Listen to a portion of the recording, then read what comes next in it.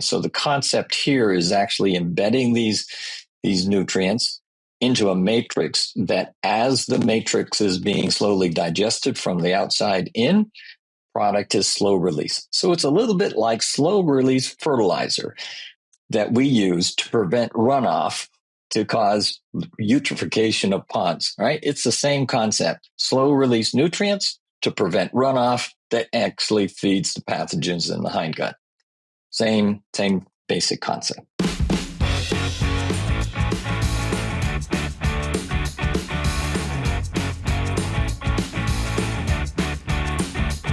Welcome to the Poultry Podcast Show, brought to you by Wisenetics. I'm Doug Corver, and I'm dedicated to bringing you the latest insights and discussions in the poultry industry.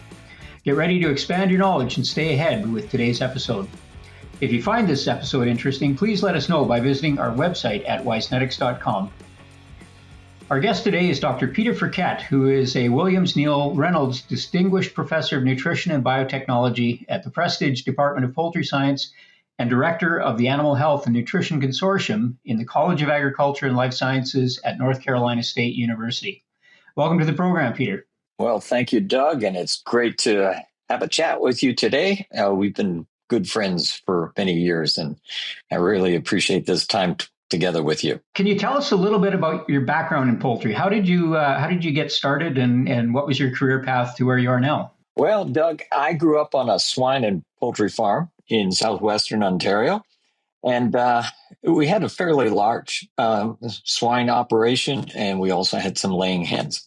And I spent all day Saturdays working in the pig barn, and I looked across the street there where we had our layers, and I thought, these guys are making me money, and they're simple, and I really liked the poultry operation. And then I did some internship with Cuddy Farms and went to school to University of Guelph, studied under Leeson, Summers, Etches, and Ed Moran was my advisor for my master's. And then I went to Iowa State University to work with Jerry Sell with turkeys mostly. And that brought me to North Carolina to start off as an extension specialist. So poultry has been kind of in my blood since I was about 6 years of age, and I always envisioned myself to be a poultry scientist. So at NC State, you have a lot of hats that you're wearing. So what are some of the key roles and responsibilities that you have there? Well, right now, I'm the director of an Animal Health and Nutrition Consortium, which is a consortium of industry and as well as university and faculty, where we conduct research that supports and basically floats everybody's boat. And its main function is to do some pre-competitive research that sort of sparks new ideas and develops. But I'm also teaching. I teach comparative nutrition, which has about 150 students per semester in it. I do mineral metabolism, which is a graduate level course, vitamin metabolism, graduate level course, and advanced feed formulation as well. And I've taught in the past feed mill management and things like that until we got some more faculty on that could pick up those things. I have an extensionist appointment as well, so I work a lot with the industry in North Carolina, but abroad as well. And of course, I've been doing a lot of research over the past, and the main focus is related to gut health, early nutrition, and worked on a lot of things related to novel feeding, trying to manage gut health in various different ways. And that's what led to me to this latest topic that we talked about, of using lipid matrix technology to improve gut health and delivery of nutrients in a more synchronized manner. For over 40 years, Jeffo has been redefining animal nutrition with high-performance, non-medicated solutions. At the core is Jeffo Matrix technology, a disruptive approach that synchronizes nutrient release for precise delivery. Active in 65 countries, we develop cutting-edge formulas, essential oils, enzymes, and acidifiers to optimize health, performance, and reproduction. Jeffo is transforming animal feeding, making life easier for animals and people who care for them. So let's talk about gut health for a little bit. What are some of the big challenges that modern poultry face as it relates to gut health? Well, the first thing is our genetic selection for birds for heavier and heavier and greater growth rate puts a lot of demands on meeting the nutrients required to meet that challenge of rapid growth. And what I'm finding out a lot of times is that, when birds are hatching, they're less developed. They have a huge demand on that. And when they have compromised early digestion, that just starts feeding the pioneer colonizers to establish that's more competitive rather than symbiotic. And that just causes some challenges throughout the rest of the life of those production animals. So the key that I think is looking at ways to help with not only their early nutrition, but all the way through to establish a more eco-friendly gut environment that is in synchrony rather than when things are a little bit asynchronous. We're always fighting with some sort of a rise of a pathogen and things like that, which can all be compromised by cocci vaccinations. We're now feeding programs related to antibiotic-free, organic. There's so many different types of animal production systems now, and all of those things can cause some challenges related to gut health. So you've been working recently with Jeffo Nutrition on a lipid matrix technology to address some of those questions. So can you tell us a little bit about that approach? Well, it all started actually from teaching my class. I was asking my class in my vitamin and mineral metabolism, what's the most ideal premix that you could put things together and how to improve gut health.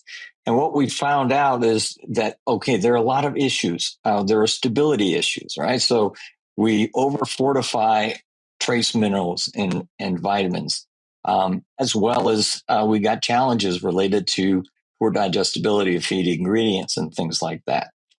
Well, in systems, in the digestive physiology system, when free vitamins and minerals are added to the diet, they each behave differently depending on the pH because of their nature of dissociation, etc., and the pKa value. So there's things that are involved with that you end up with binding and issues. And what happens is a lot of those trace minerals and vitamins, which are cofactors for all life, including the bacteria, et cetera, in the gut. And you end up feeding the competitive ones that need those vitamins and minerals, whereas the symbiotic organisms produce vitamins. So what we are seeing is feeding the pathogens.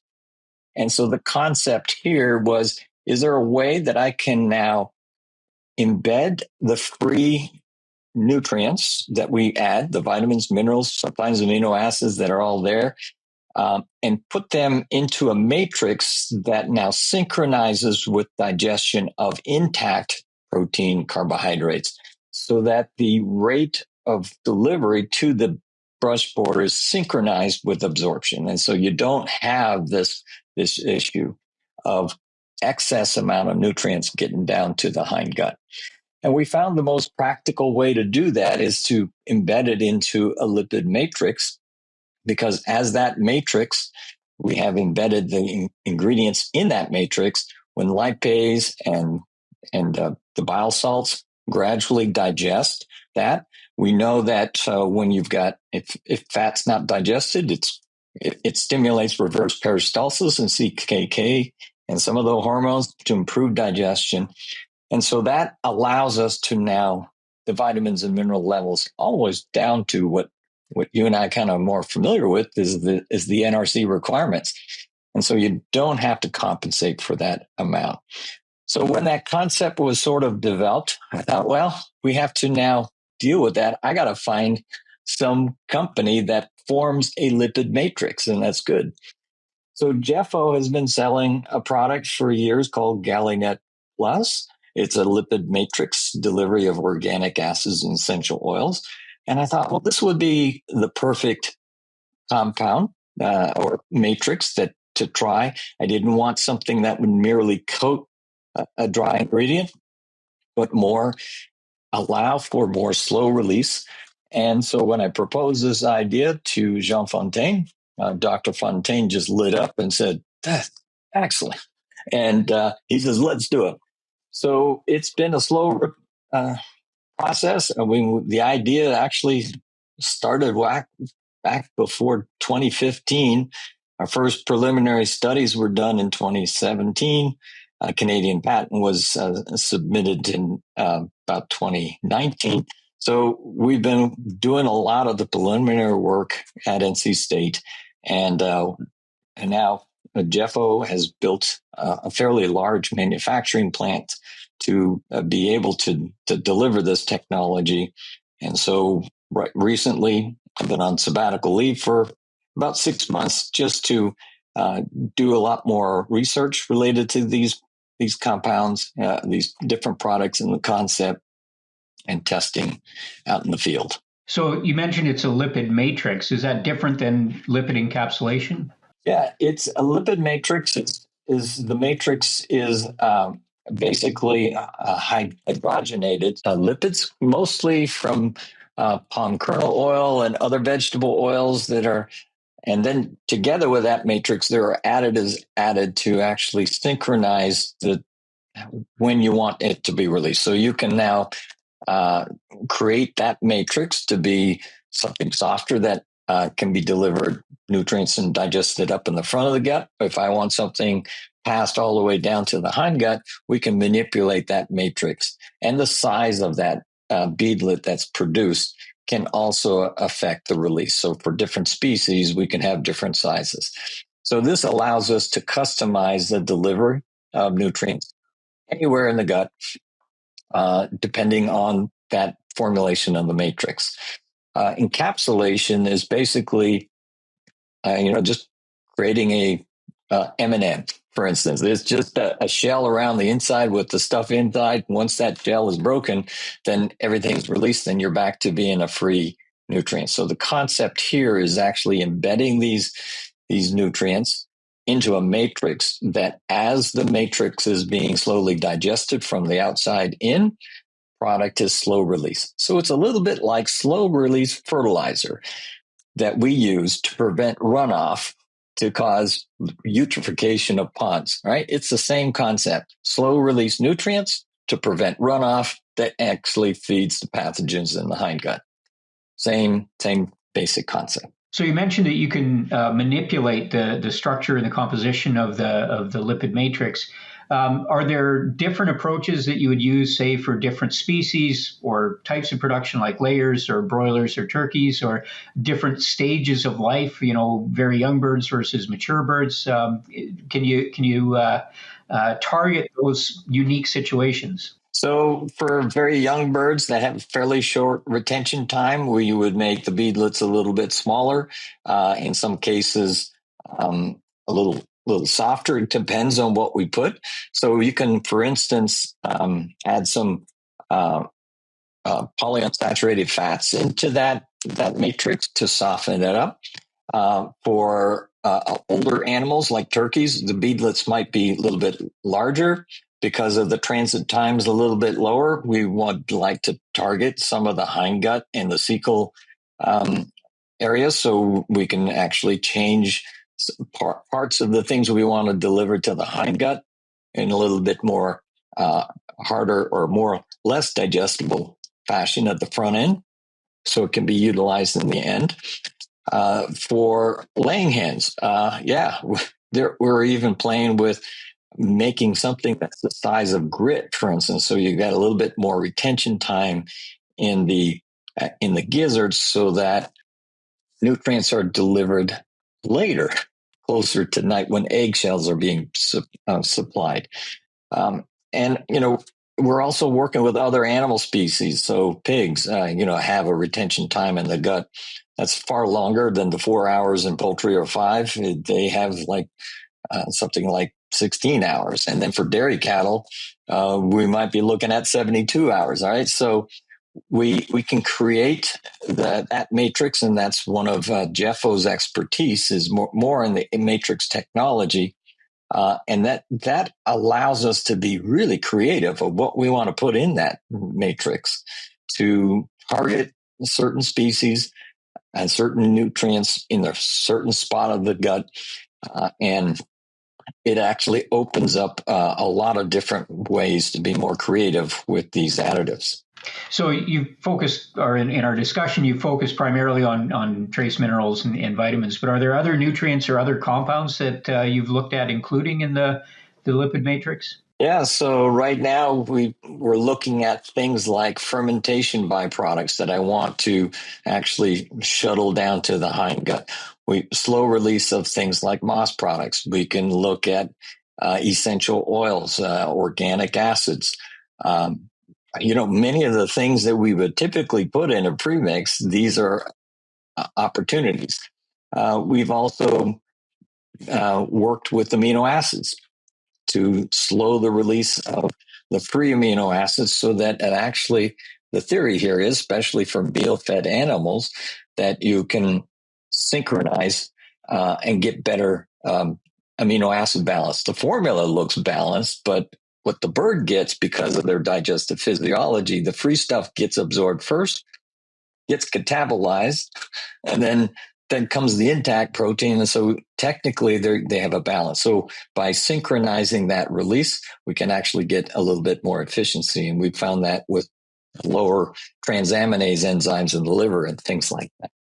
So there's a lot of interesting things we can look at, phytobiotic type compounds, where we need to have them released at different places or at different rates. And so we're looking at, for instance, vitamin D, the fat-soluble vitamins. We can reduce the dose and get still higher absorption of vitamin A, E, and D than we would typically see in a conventional form. So there's lots of ways. There's a lot of research we have to do on that. But once you have this new platform of micro encapsulation of technology, it opens up a whole new area. And I think there'll be a revival in vitamin research, vitamin metabolism research, because now we can actually feed at the requirement without worrying about the complexing and some of the stability and issues that we typically have to overcome by overfeeding these nutrients. Yeah, I'd love to see some more research on vitamin requirements and metabolism in modern poultry. So it's definitely needed a lot. If you're enjoying this episode of the Poultry Podcast Show presented by Wisenetics, please remember to like, subscribe, and share it with your friends and family. You can also set the notifications to on from our channel on YouTube so you don't miss any other upcoming episodes. As always, please feel free to leave your comments. Your feedback is always valuable to us.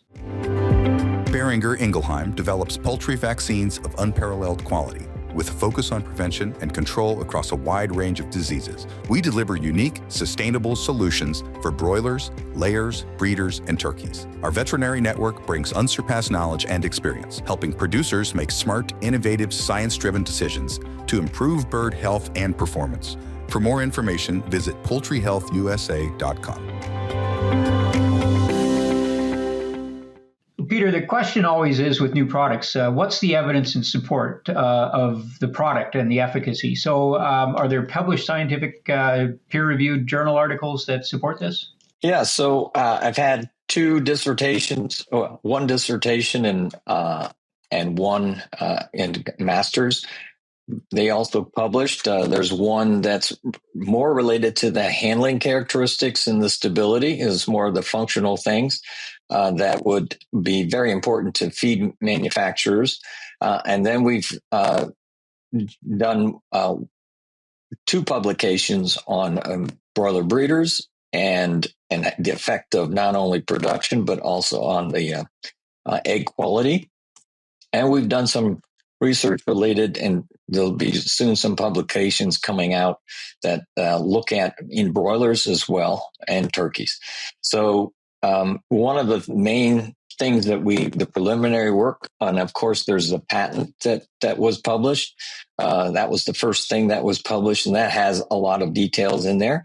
One of the details we found is that compared to typical commercial levels of vitamins and trace minerals, we did it separately, vitamins and trace minerals separately, and found that we could reduce the dose without adverse effects on performance, about 70% of what is typically put in the commercial. And when I say that, it's like the Aviagen or the Nicholas type requirements. And that's been tested now several times around at either universities or at contract research facilities.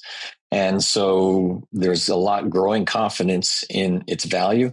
And there's right now probably 5 papers in the hopper to get published. So a lot of that can be now shared and readily available. So it sounds like really the effect is on increasing the bioavailability of the vitamins and minerals to the bird. Yeah. So what matrix technology does, there's 3 main things. First is improving the handling and mixability of the product, because the density of this is very similar to the rest of the feed, right? So you don't get separation if it's in mash feed, but even when you're mixing it and then pelleting, it helps. That lipid matrix, the matrix actually holds all of the ingredients together. So even if the product, the lipid would melt, it still maintains that structure. So while it's in a pellet, it basically will melt, form. Then when it's cooled, it basically comes together. And in some ways, we found a little bit better pellet quality because we're binding that in the matrix. Then there, of course, is the stability part. And we found that we can mix vitamins and minerals and all these other things together. You lock out the moisture, you lock out the air, you lock out the light. Well, those are the main things that causes vitamin degradation. And during the pelleting process, most of that heat energy is transmitted by moisture. If you lock out the moisture, and because fat and water don't mix, you actually protect it from heat damage as well. And so we've been able to extrude the product and still get pretty good stability relative to conventional forms. So that's the stability part. And then when it comes to the bioavailability, this is the thing that we're all quite amazed by it. I think part of it is that when, as I mentioned before, as these vitamins and minerals dissociate, some are acids and some are cations and anions, they are more labile to binding and complexing with other nutrients in the gut. But when they're in that lipid, as that micelle is being formed, that micelle gets delivered, it prevents the complexing that might have. And consequently, we got better bioavailability, which is something that now is very intriguing. And on top of that, what we found was by lowering the dose of these vitamins and minerals and microencapsulation, we have a significant shift in the microbiome towards a more symbiotic profile, right? So the pathogens are discouraged, they're starving out, and so their numbers go down, and then it doesn't take much, but like some organic acids or whatever to knock them out. The symbiotic ones, the good bacteria, increase, and they tend to produce some of these vitamins and minerals. So in a way, we are actually getting a bioavailability by manipulating the gut microbiome in a more symbiotic state, which simplifies a lot. We're basically putting food in the way the bird's digestive system is able to digest and absorb. And it's more what I call in quotations, a natural way to deliver nutrients to the animal. So, it sounds like there's good scientific evidence, but what about results in the field? I imagine there's been some field work done as well. Yeah, so there's been field work done here in Canada. So there's in Ontario's there's a company that's actually using it in a lot of their poultry feeds. And if we asked them now, you want to switch back and take the stuff out? They said no. They're getting drier litter, lower ammonia levels, a little bit better pigmentation. Oddly, even though we're not putting pigments in it, it seems to enhance the carotenoid absorption as well. So you get better yolk egg color, better shank color, a little bit more uniformity in the flocks as well. And in Mexico, there's some growers using it. There's a complex in the Middle East now using a lot of that technology. And several tech companies now are evaluating it in their research for applications. So all in all, we're seeing some benefits. And of course, field studies have a lot of variation by their nature. Sometimes you'll say, well, does it work or not? But in general, we're seeing some benefits. And the main benefits is seeing just, the dry litter and the things that plague a lot of growers with their livestock, better feathering and things like that. So even in your own, province there in Alberta, there's some growers that are using the technology for turkeys and broilers and find it pretty successful in their program. So looking forward, what are some of the next steps for this lipid encapsulation technology or lipid matrix technology? That's a good question, Doug. I've all of a sudden, I'm getting close to the end of my career, as you might see by my gray hair, and I have never been so excited about new ways of looking at nutrients because of this technology. So we started off with vitamin encapsulation, all right, because that was the most interesting for me in terms of protection. That led to trace minerals, adding it. Then we start looking at a few other things. I think what's next step is stacking some of these technologies and balancing things, and looking at what are the potential things that we can do. And it opens up. There might be ingredients that we could never use because of stability issues or some aspect, but when you microencapsulate, it ends up allowing us to use that. The other big thing is that in terms of supply chain, right now, vitamins is actually a national security issue. If everything's being produced in one particular country, China, most 85% of those vitamins are produced there. If for some reason there's a disruption in imports and things like that, tariffs, all those kinds of things that causes the supply chain to be variable and risky, being able to reduce the dose because of a better bioavailability is only a plus. And the other big thing is the sustainability. Producing fermentation products and vitamins and everything actually is a fairly intensive carbon footprint on it. So if we can encapsulate it, reduce it by 50% by this technology, that's a win. And so I think there's going to be a lot of research that relates to more of this global environmental sustainability. If the product shows that it reduces ammonia emissions because of better health and things like that, these are all positive things that I think the technology is worthwhile looking at. And I'm hoping that a lot of researchers begin to start looking at this technology as a new way of delivering nutrients. So there's implications beyond meeting the nutrient requirements of the poultry. Yeah, there's a cost. There's a security.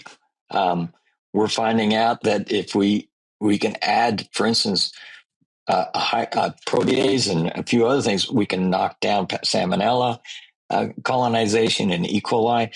So this has implications on food safety, environmental safety, efficiency, just a lot of ways that we can start looking at it, because this gives us an opportunity to now expand our ability to capitalize on this unique technology. It's time for our famous three. Every poultry farmer worries about avian influenza. American Air Filter, with advanced filter technology to help keep barns safe from airborne disease, is teaming with J&D Manufacturing's ventilation experts, giving you more than just clean airflow.